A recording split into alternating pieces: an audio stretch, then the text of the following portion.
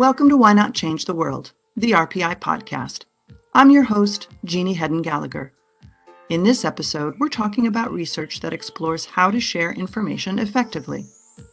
Let's start with communication strategies. I spoke with Gaurav Jain, an assistant professor of marketing in the Lally School of Management at Rensselaer, who examines how individuals make judgments, estimates, and decisions in the absence of complete information. We did have a few audio issues while recording our conversation. We began with a question about the fundamentals of his research. Why is it so important to have a good, clear message when you're dealing with marketing communication? Well, as human beings, it's extremely important for us to communicate anything, not only in marketing, but communicate our ideas, communicate our feelings.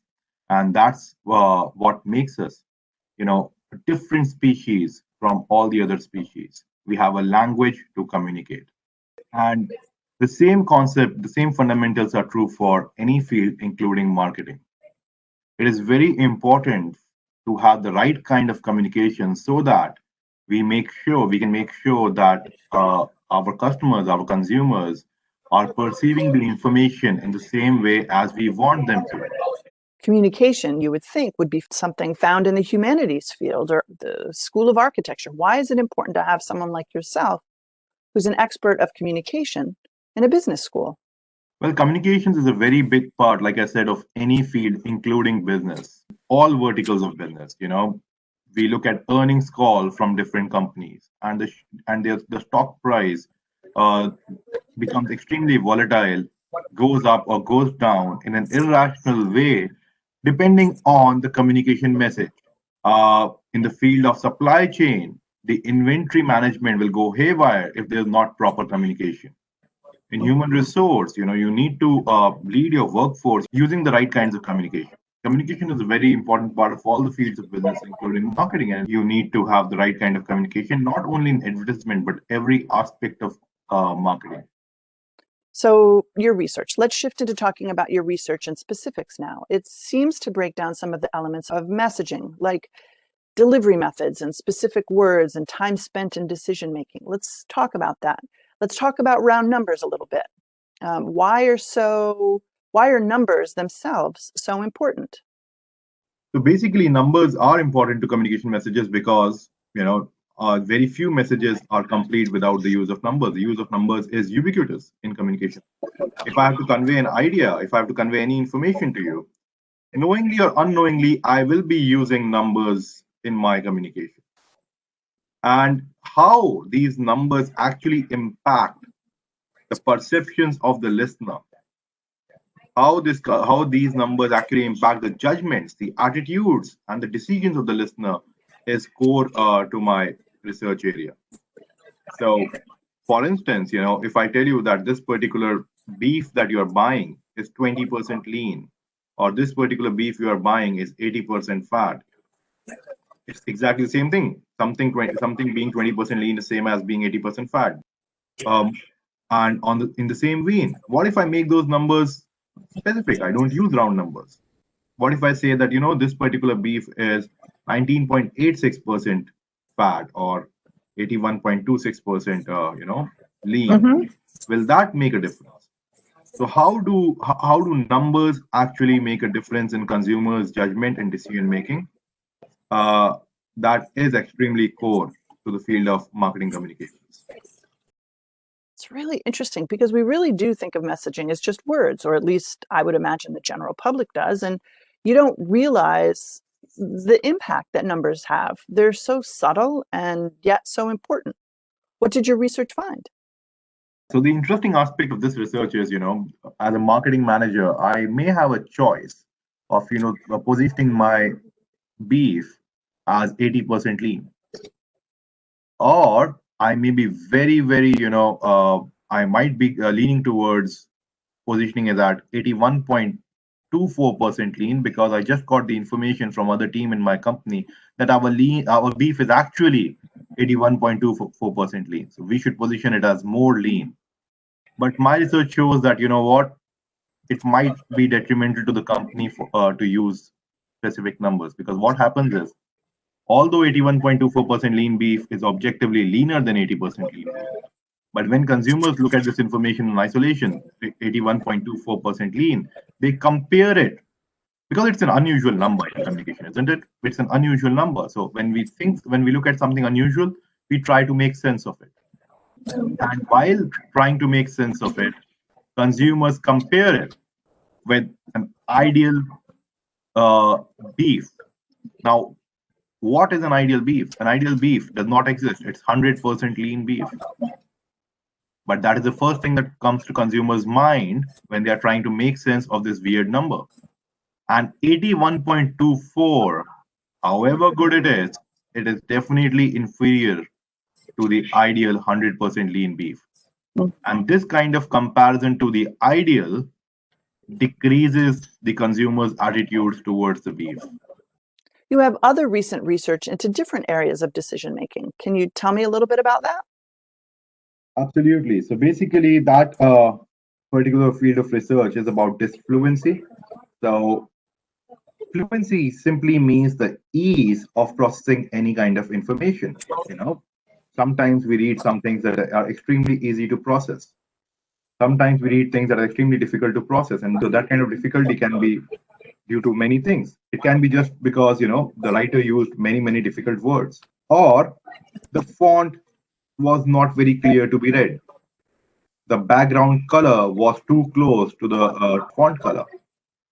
There can be many reasons because of which we can find it hard to process some information.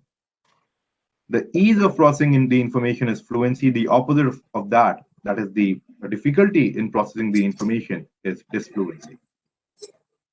In my research, I show that at times, it is actually better for marketeers to use disfluent information, to make the information disfluent for the consumers. And in what context?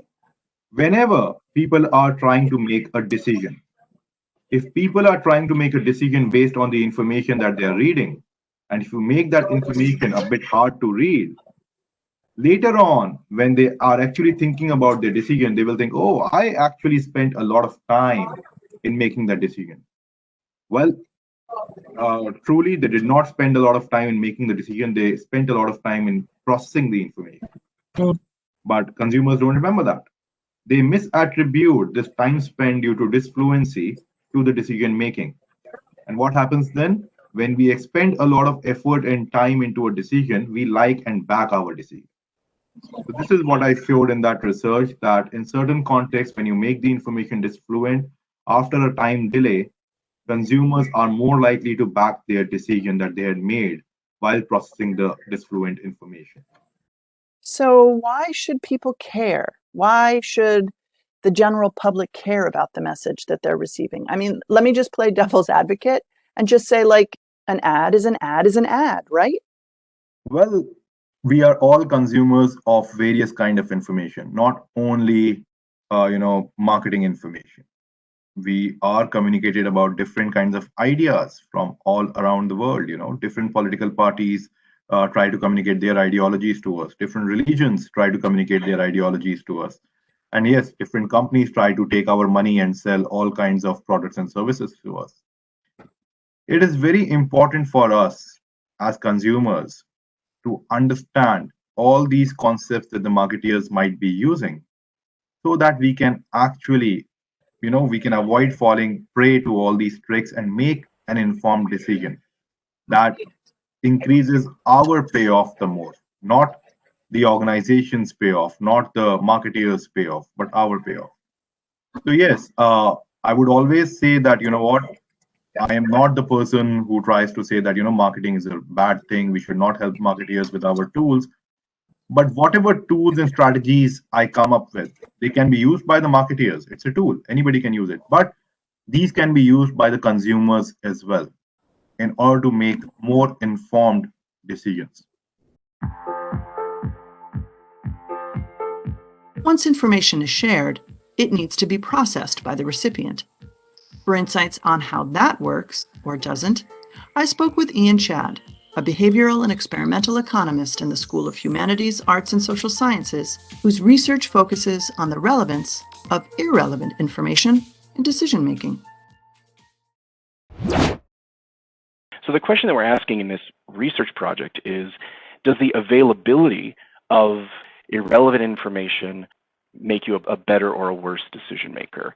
If you have to make a decision, you have to process a lot of information about the different actions that you can take as part of that decision, right? And based on your preferences, the things that you care about, some of the information that is available to you to process is going to be relevant for that decision, and some of that information is not going to be relevant. A canonical example of this would be shopping around for health insurance through your employer's marketplace or through a government marketplace or what have you.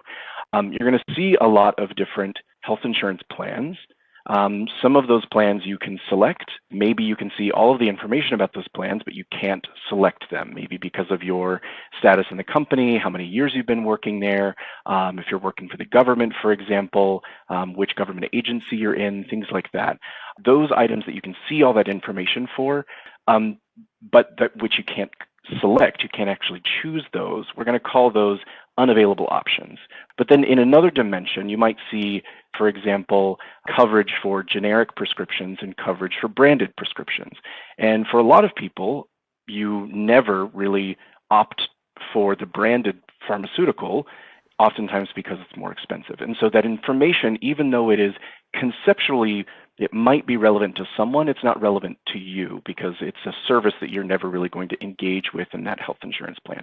So we're going to call those irrelevant attributes. And so in economics and decision theory, we have this kind of property that we refer to as free disposal, right? So if we're going to apply this terminology, this free disposal terminology to information, the idea is, if we kind of take this at face value, is that a rational human, a rational consumer, should be able to see information and ignore it if they decide that it's irrelevant to them, right?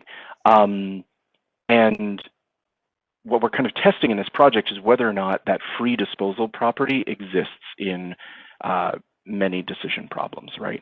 So that's generally what we're looking at. You know, does the availability of this information that you should optimally ignore, does it make you a better or a worse decision maker? So what did your research show? We find that it makes you a worse decision maker in general, so that's kind of the overall takeaway, is that seeing irrelevant information or providing irrelevant information to a consumer is not in and of itself a costless action. They take a longer time to choose between different options that are available to them in the presence of irrelevant information. But how can you be sure someone is making the best choice? Because we're using a controlled laboratory setting to measure all of this, we're actually able to design the environment such that there is, say, a quote-unquote objective best option and an objective worst option. Whereas if we were to look at, say, data in the real world, we wouldn't be able to do that, right? Because preferences are going to be idiosyncratic and unique to each individual, and we can't directly observe those preferences, right? And so what we find is that so people are less likely to choose the best option for them, and then even conditional on not choosing the best option, they choose worse ranked options, right? So even in a world where no one is ever finding the best option, just maybe because these decision problems are just much too difficult, still seeing irrelevant information makes you choose maybe a third or fourth highest option rather than a second highest option, say. So in general, we see that people are worse at making decisions.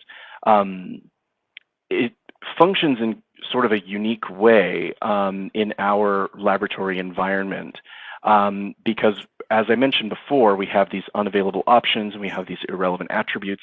We think of these as two different dimensions of irrelevant information, you know, out of stock items that you might see on Amazon, or characteristics of, say, for example, like a laptop that you just don't happen to care about, right?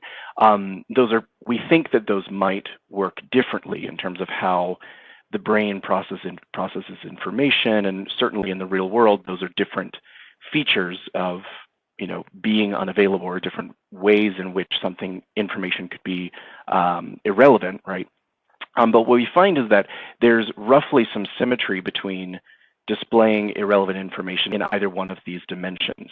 So if we just add say, unavailable options to a list of alternatives. This is like, if we go from 5 health insurance plans that you can choose from to then showing you 15 health insurance plans, 10 of which you couldn't choose. Just doing that in one dimension doesn't seem to have any effect. So we're able to, as decision makers, at least within the bounds of our experimental procedure, we're able to process irrelevant information up to a certain point, and it doesn't really affect us too terribly much. But the second we show our subjects irrelevant information in both dimensions, unavailable options, more health insurance plans that you can't choose, and say coverage information that doesn't matter for you, the intersection of the two seems to have this kind of exacerbating effect, and seeing both types of irrelevant information then makes you a worse decision maker. You choose the best option less frequently, you choose lower ranked options more frequently, that kind of thing. So what are the ways that people who develop websites or other practitioners might put this research into action? One implication of this might be that if I'm, say, a designer of this kind of health insurance platform that I've been kind of using as an example, where I see all of these health insurance plans and so on and so forth, and I'm thinking about adding 1 or 2 health insurance plans that I know a certain subset of people are just not going to be they're not going to be eligible for. I might think, okay, well, I know that irrelevant information can make people worse at making decisions. Should I add these unavailable options? So our results would say if you're adding relatively few in just one dimension, it's likely not going to have a huge negative effect. Same thing with if I were to add coverage information for all of the available plans, but only a few, say, additional characteristics or something like that. But when I kind of start the process and ask myself, should I make all of this information available and make consumers force them to process all of that information, knowing that I have irrelevant information in all of these different dimensions at the same time, that's when we would start to be very concerned about how consumers might be affected by the prevalence of the available information of that sort. Why study a concept like this in the field of economics? A lot of people have this idea that economics is sort of the study of money, the study of consumption, the study of finances and things like that. But one of the things that I think is unifying across economics as a social science is this idea of scarcity, and trying to investigate how people make decisions in an environment with scarcity. How should they make decisions? How do they make decisions? Things like that. So when we kind of boil everything down to its essence, we think about these kind of canonical examples of what economics is, supply and demand and things like that, right? These are all kind of the aggregate result of individual agents optimizing in their own lives. The study of individual decision making, what can affect individual decision making, what can make it more optimal or less optimal, that's all sort of within the realm of economics. So we discussed earlier why your research is important to practitioners. How does it impact, the general public? So one of the huge benefits of technology is the availability of information to consumers who historically may not have had the same access to that information. And so much of that information is relevant. Knowing about the availability of different goods, the availability of different career paths, of different, say, locations to live or how to live your life. Those are all really important things. But the information, in some sense, is a bit of a double-edged sword. In the presence of natural cognitive constraints, constraints on our ability to process new information, the abundance of information can have kind of a hidden downside.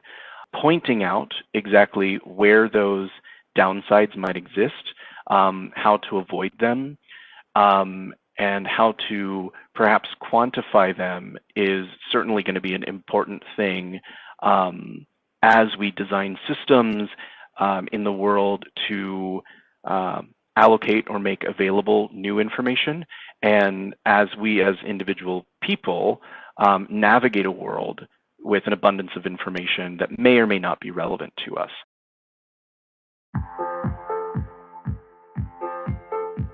This episode of Why Not Change the World was recorded remotely due to the ongoing COVID-19 pandemic. Please take a moment to rate the podcast on whatever app you're on. And if you'd like to learn more about what's happening at Rensselaer, visit rpi.edu. Thanks for listening.